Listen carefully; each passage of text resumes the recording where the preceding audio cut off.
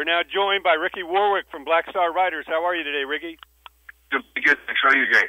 Doing fantastic. Always good to talk to you. It's been an amazing, career you've had, watching you from the Almighty to the solo stuff, through Thin Lizzy, and now BlackStarRiders on that big second album. The Killer Instinct is an amazing album, and want to congratulate you and the band for continuing to grow and be one of the strong forces out there in the industry. Well, we appreciate you. Well, it's, like I say, it's been a great evolution seeing you, joining Scott Gorham, of course, original Thin Lizzy guitarist, and, doing the Thin Lizzy thing. Of course, always a tribute to Phil Lynott and the great legacy of Lizzy. But what does it feel like now that with a second album under your belts to really have a strong unit, now be taken more and more seriously as a standalone band outside the Lizzy legacy? Well, it was just to find ourselves with the second album. There was a bit of,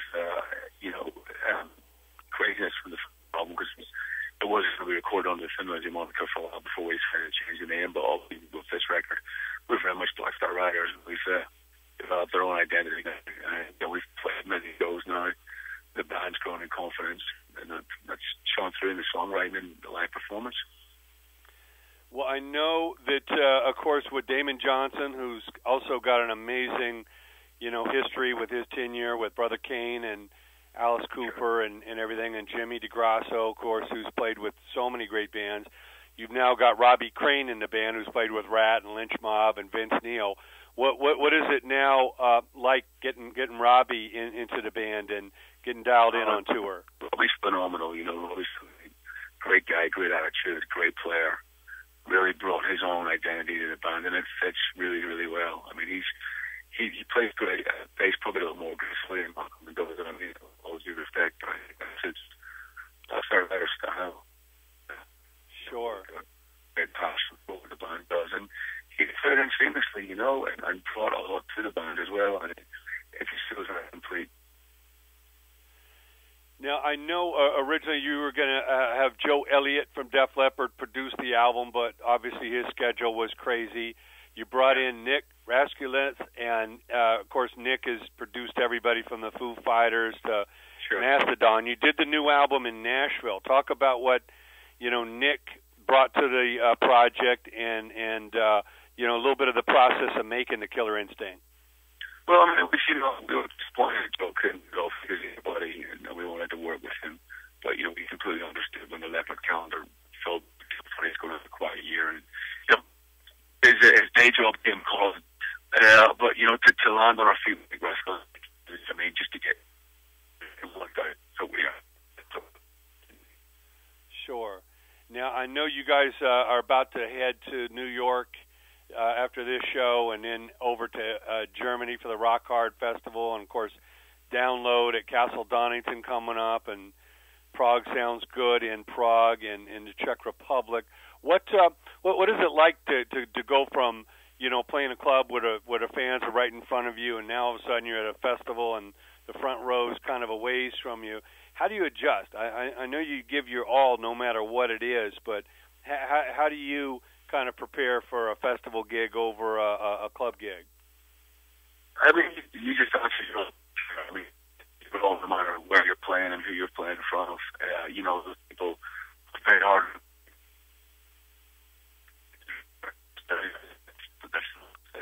We all know it before we do a show.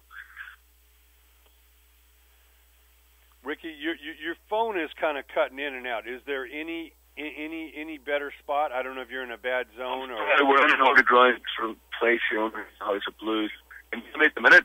Sure. Yeah, okay. I'll try and stand still. You there? Yeah.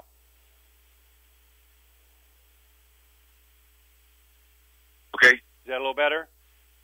It's up. I can hear you fine. Okay, yeah. Now you sound a little better there. So, again, I know you guys are on the big, touring circuit for the Killer Instinct, and I know you've been at this for years, and you see your friends like, Lemmy, who've been doing this forever, withstanding all the challenges and keeping his health together. Had a little, cancellation the other day, but do you guys ever feel like, you've seen the music industry kind of completely change within your eyes here over the last 20, 30 years. You kind of feel like an athlete in training for the championship game, or a gang out there going to war some days, that it really comes down to that killer instinct, that survival mode.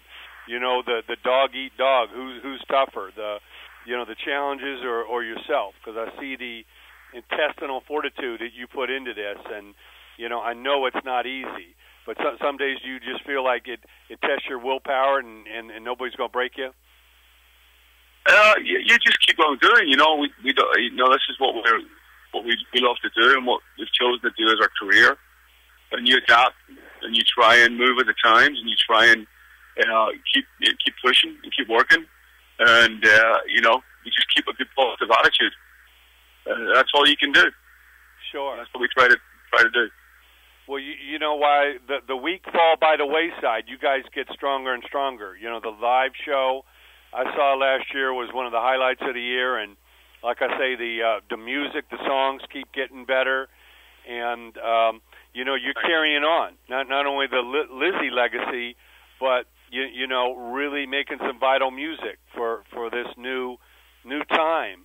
How does it feel to have the Lizzy fans come up to you, and what you do, and thank you for keeping that spirit alive for Phil? It's a great honor, the fact that they came with us when we changed the name, and they accepted it, and being supportive and being there for us is fantastic. And without them, we're nothing, and we're very aware of that. So it's a complete honor, and it makes obviously makes you feel great that they've accepted what we do, and are really into it, and that's what it's all about. Absolutely. Now, I know you got a little bit of break between New York and Europe. Do you still reside in Southern California, or where do you live these days? Yes, I do. I still live in Los Angeles, yes. Oh, fantastic. I know you probably don't see much of it, but, the sunshine is waiting for you when you get back. I know it's a great place to be based. Yeah, absolutely. It's beautiful. Yes. Now tell us about the man Scott Gorham, because we know his legacy from Jailbreak and all the incredible albums, from the 70s. The fact that he's still this powerful, this dynamic here in 2015, 2016. Tell us about the man behind the guitar, and what an honor it is, and what makes Scott tick. Scott's actually a very humble guy. He's very unaware of what a great, legendary guitar player he is, and how many people he's influenced. And he takes it all in his stride. He's got a swagger, got a great attitude, and he's one of these guys. He's a born rock star without even trying to be one. The man has it all. He's a great friend to me, a dear friend to me. Believed in me, instilled me with confidence in my own career, and I can't say enough good things about Scott. Scott's just wonderful. I mean, he's a real deal. And tell us about Damon Johnson, what he brings to the band, because when I interviewed him when you were out here in Cali last year, it became evident that BlackStarRiders means everything to him. This is his, career move. He is totally dedicated to the band, and with all the great songwriting and playing he brings to the band, what kind of person is Damon? Damon's a very gifted songwriter, an amazing guitar player, very passionate, very driven, a lot of fun to work with. Again, really good friend of mine, and it's an honor to be in a band with all the guys. Dave and I work very well together. There's a certain chemistry we have when it comes to songwriting, and he's my bro. Well, the songs are getting tighter, and I know you guys are always working on new ideas, and Jimmy DeGrasso is really bringing up the rear. What can you tell us about Jimmy as far as a drummer and a guy that is right there in the fight with you? Just a powerhouse, phenomenal drummer, great feel, great player. What's great about Jimmy is he actually listens to the songs, and he tailors his playing and his drumming to fit the song. It's not like I'm just going to play what I want because I'm the drummer kind of thing. He's very aware of what's going to work within the structure of the song, and that's quite rare in a lot of drummers. And Jimmy has that, and I think that's a great trait that he has. Again, very, very great guy to have, in your gang. He's great, and he brings, he's the soul. He's the soul of the band. He's the powerhouse, Sure.